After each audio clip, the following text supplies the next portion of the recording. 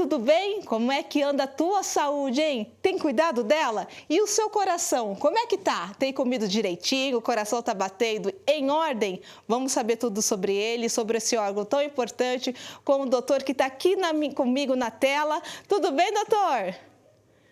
Tudo bem, Andréia? É um prazer estar aqui com vocês. Seja muito bem-vindo, doutor. Eu falei que a gente vai falar tudo sobre o coração. Tem tanta coisa para falar sobre ele, né, doutor? Vamos começar falando sobre a importância desse órgão? Bom, André, o coração é um órgão vital para o funcionamento do nosso corpo.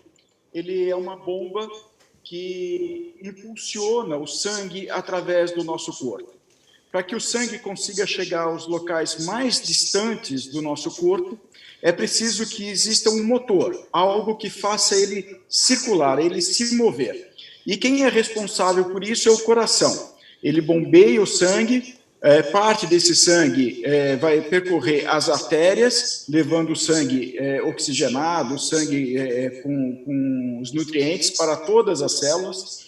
E o sangue que retorna para o coração já sem oxigênio, já tendo sido retirados os elementos do sangue, ele é então impulsionado pelo coração para os pulmões, onde é feita a troca novamente de oxigênio, ele retorna e assim ele fica num ciclo constante, circulando pelo nosso organismo. Olha, apesar de muito importante, tem gente que não cuida muito bem dele, para começar com a alimentação, né, doutor? Alimentação muito gordurosa, desregrada. Isso prejudica o funcionamento do coração?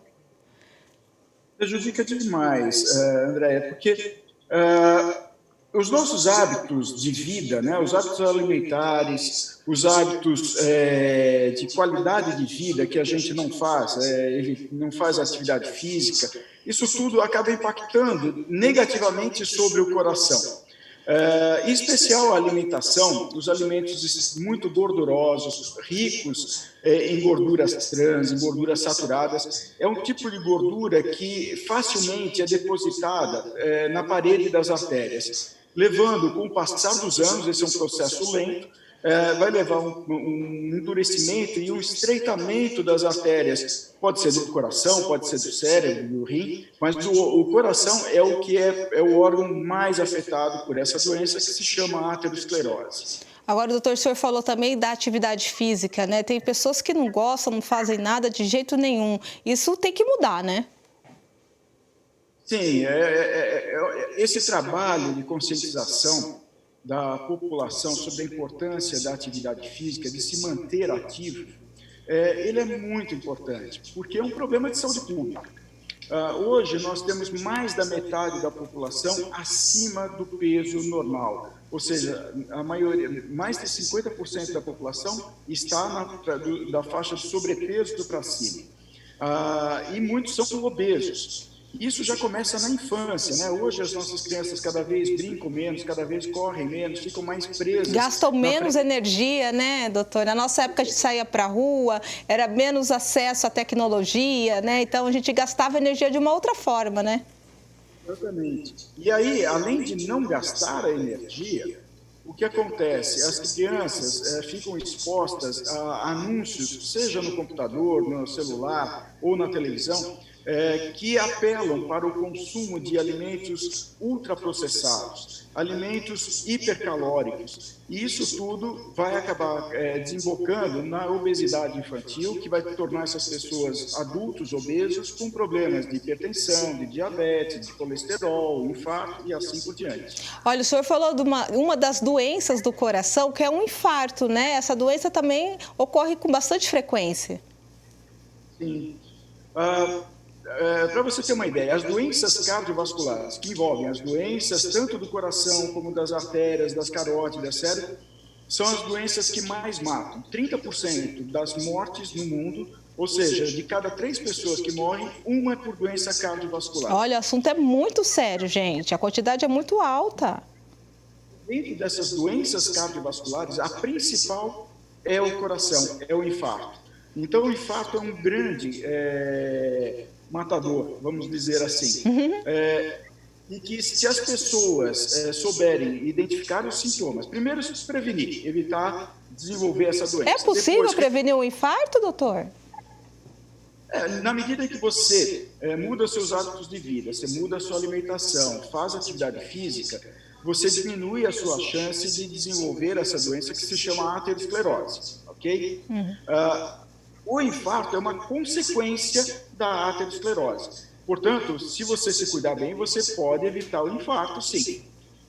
E se você souber reconhecer o infarto e procurar assistência médica rapidamente, o impacto, os efeitos nocivos do infarto vão ser menores. Então, a chance de se salvar do infarto ou de ter menor sequela é maior quando você procura rapidamente assistência médica. A gente sempre lembra do infarto, dessa posição aqui com a mão, uma dor, né? As pessoas que estão passando por esse problema, é isso mesmo, é um dos sintomas? É angina que fala, doutor? A angina, essa palavra denota dor, angina. A angina pectoris é dor no peito. A dor do infarto é um tipo de angina, só que é uma angina que é uma dor que a pessoa nunca sentiu antes, ela aparece de uma maneira súbita. Normalmente ela se localiza do meio para o lado esquerdo do peito. Essa dor tem uma sensação, ela pode se manifestar como uma sensação de peso, opressão, ou uma sensação de queimação, ou como se estivesse sendo rasgado por dentro. E essas são as características dessa dor no peito. Ela pode se irradiar para o ombro, mais normalmente para o ombro e braço esquerdo, é o mais comum. Ela se acompanha de náusea, vômito, suor frio. Portanto, uma pessoa que sente uma dor súbita, de forte intensidade, no peito, que pode ser do meio para o lado esquerdo, que se irradia para o ombro, membro superior esquerdo, se acompanha de náusea, vômito, suor frio, que predomina no segmento superior do corpo, tem que procurar logo assistência médica. Porém, existem formas atípicas. Às vezes as pessoas apresentam o infarto com uma dor na boca do estômago e elas confundem com gastrite. Às vezes acha que é uma queimação, né? Não, nem se imagina que pode ser uma doença do coração, um infarto. Exatamente.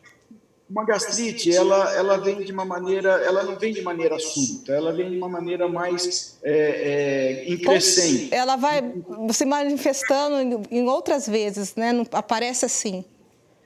Então, precisa cuidar. E essa dor, esse infarto, quando ele se origina na boca do estômago, que a gente chama de região epigástrica, é comum ela se irradiar não para o ombro, mas para o pescoço e para a mandíbula.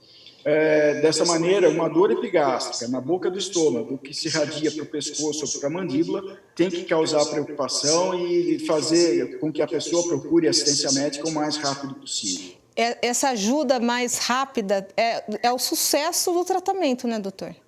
Pode vir a ser. Porque o que acontece? Nós dividimos o tempo do infarto em 3 momentos importantes. As 3 primeiras horas, da hora que a pessoa começou a sentir a dor no peito, começou a ter o sintoma do infarto, as 3 primeiras horas são as horas que nós chamamos horas de ouro, porque é quando nós conseguimos salvar a maioria das pessoas e quando fica a sequela, fica uma sequela menor, pequena. Entre 3 e 6 horas, o resultado do tratamento também é bom, porém talvez a sequela seja um pouco maior. Entre 6 e 12 horas, o resultado aí é bastante variável, o tamanho da sequela no coração, da cicatriz no coração, ela vai ser maior, podendo trazer sintomas de insuficiência cardíaca, que é cansaço para fazer esforços físicos. E depois de 12 horas, a chance de uma recuperação é muito pequena, aumenta muito a chance de morte, e o tamanho da cicatriz no coração pode ser bastante grande e isso trazer limitações físicas importantes, comprometendo a qualidade de vida da pessoa. O infarto acomete mais qual faixa etária, doutor? Mais idosos, mais jovens ou já está atingindo idades diferentes? Infelizmente, os nossos hábitos de vida estão antecipando o tempo do infarto. Isso é uma coisa interessante, Andréia, porque é comum as pessoas começarem a se preocupar com a saúde do coração depois dos 30, 40 anos. Chegou aos 30, 40 anos, é hora de eu fazer um check-up, de eu ir no cardiologista, ver como está meu colesterol, ver minha pressão alta, ver o meu diabetes. Não, está errado.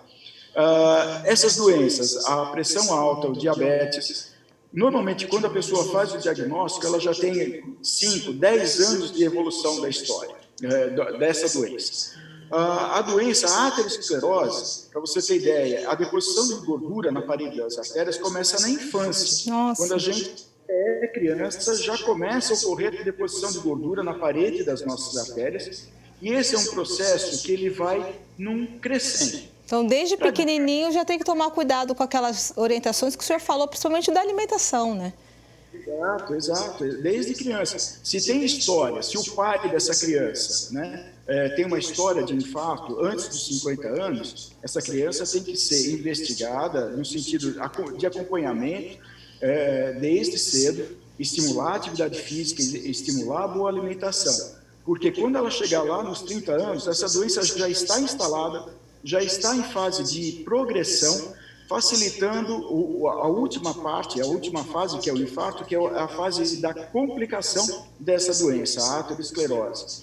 E hoje, o estresse, a falta de atividade física, a obesidade, o cigarro, isso tudo antecipa a ocorrência dessas doenças. Então, cada dia a gente vê mais pessoas jovens, seja do sexo masculino, seja do sexo feminino, infartando. Mas da faixa etária mais comum é depois dos 40, sim, porque é uma doença que ela é progressiva. Ela vai crescendo, né, doutor? Tem que mudar essa rotina de vida mesmo, né? Desde cedo, desde a juventude, a gente tem que se preocupar com o nosso organismo, ele é uma máquina que precisa de cuidados desde a hora que você chegou nesse mundo. Nesse mundo. Saiu da maternidade. Aliás, da maternidade já exige cuidados, né, doutor? Exatamente. Ô, doutor, a gente falou aí dos riscos, do que pode vir a acontecer com o paciente, dos sintomas, mas e os tratamentos? Quais são? No caso da pessoa que passou por infarto. Então, vamos pegar primeiro o infarto, né? A pessoa está infartada, esse é o momento crucial. Ou seja, desconfiou que está infartando, não fique esperando melhorar em casa. Não fique achando que vai passar. Isso é muito comum com as mulheres. As mulheres são muito resistentes à dor, elas se preocupam demais com a família, não querem dar trabalho para a família. E os sintomas, infelizmente, nas mulheres, costumam ser mais atípicos. Eles são sintomas menos... mais silenciosos, né? São sintomas que às vezes é um mal-estar, um cansaço, e que a mulher não atribui isso ao infarto. E ela é mais resistente e não quer ir ao médico. Isso retarda o tratamento, então nós temos um resultado pior nas mulheres do que nos homens. Bom, uma vez que a pessoa suspeitou que está tendo um infarto, deve procurar o serviço de saúde o mais rápido possível. Nunca vá sozinho, nunca vá dirigindo, peça para que alguém a leve para o hospital. Sempre ter um acompanhante, né, doutor? Sim, porque às vezes a pessoa, ela resolve ir dirigindo e isso é um perigo para ela e para as outras pessoas. Porque ela pode ter ali um ataque também no meio do caminho, né, e aí é perigoso para todo mundo, né? Exatamente. Bom, uma vez no hospital, nós temos um protocolo de atendimento que tem que ser muito rápido. No momento que essa pessoa chega até ter o eletrocardiograma pronto, com o médico avaliando, são 10 minutos. Uma vez que ele fez o diagnóstico, esse paciente tem que estar com a artéria desentupida nos próximos 60 minutos. Então é bem ágil, né? Muito ágil, muito rápido. E que nós podemos fazer essa desobstrução ou através de medicamentos que são injetados na veia, que nós chamamos de trombolíticos, dissolve o coágulo que está entupindo a passagem do sangue, ou através do cateterismo, preferencialmente através do cateterismo cardíaco, que vai desobstruir, colocando o balão dentro dessa artéria, restabelecendo a passagem do sangue. Esse é o tratamento do infarto. Quanto mais precoce, melhor, idealmente dentro das 3 primeiras horas, não mais do que 6 horas, porque a partir da 6ª hora os resultados já não são tão bons. Depois do infarto, vai depender como que vai ser a qualidade de vida dessa pessoa, vai depender do tamanho desse infarto, do tamanho da cicatriz que vai ficar no coração dela, e isso pode trazer sequelas, limitações físicas. Se é um trabalhador braçal, talvez ele fique limitado para executar os seus trabalhos braçais. Não pode carregar mais peso, né, doutor? Tem que ir para uma atividade mais leve, né? Exato. Hoje em dia, a gente é muito mais liberal do que antigamente. A pessoa infartada, nós estimulamos que elas voltem à sua vida normal, à sua atividade física, porém, o nível de atividade, o tipo de atividade e a intensidade da atividade física vai depender do tamanho do infarto. Portanto, esta orientação da atividade física pós-infarto, ela é muito detalhada, onde o cardiologista vai definir o que é que a pessoa pode fazer, quanto que ela pode fazer, em que intensidade ela pode fazer. Evidentemente, tomar os remédios exatamente como o médico prescreveu, evitar mudar de medicações. Às vezes a pessoa ouve de um vizinho que toma um Isso é remédio, perigoso. isso é um perigo. Então tem que respeitar as orientações médicas. Uma vez tratado dentro do tempo adequado, as sequelas são pequenas e essa pessoa volta à sua vida normal com muito poucas limitações.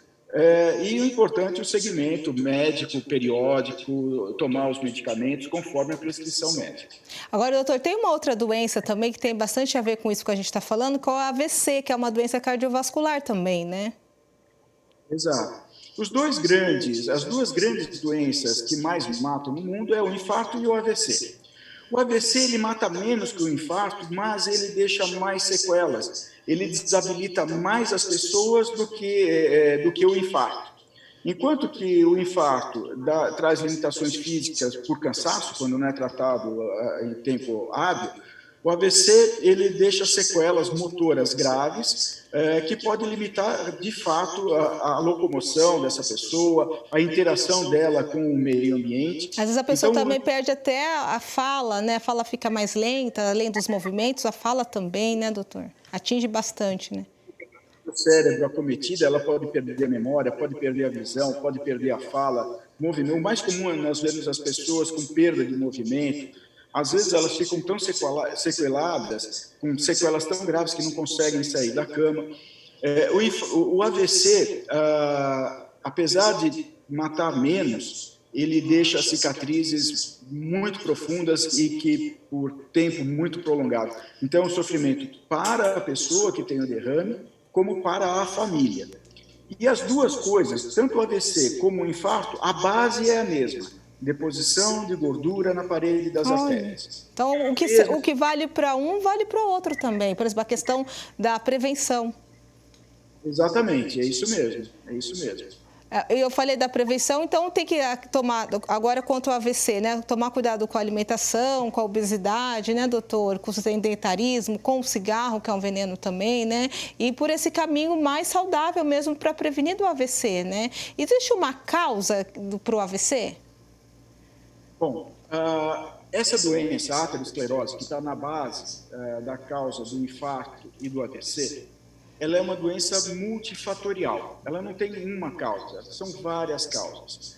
Nós temos 3 fatores que são imutáveis, que é o sexo, o masculino tem mais propensão do que o feminino, a idade, depois dos 40 anos, e a história familiar, a história genética. Essas 3 coisas você não muda, ok? Você trouxe com você essa bagagem genética, essa história de família e a idade que te predispõe a ter essas doenças. Ok.